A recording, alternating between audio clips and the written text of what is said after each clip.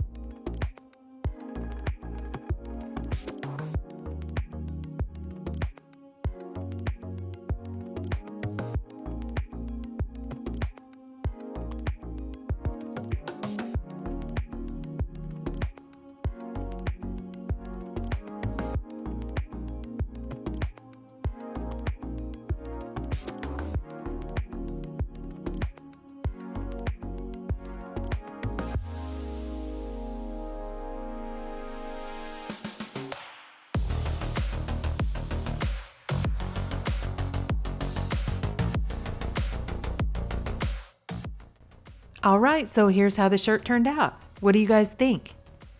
Overall, I really like the shirt. I think the colors work really well together, and I think I got really good color saturation throughout too. You can definitely see the two different spirals. And the color combination, even though the red colors are really not pure red, they're more of like a pinky red, it kind of looks patriotic to me.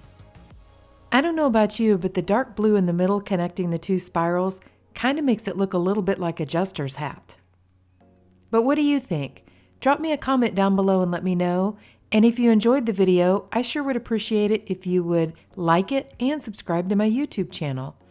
Thank you all for watching, and I hope you have a great day.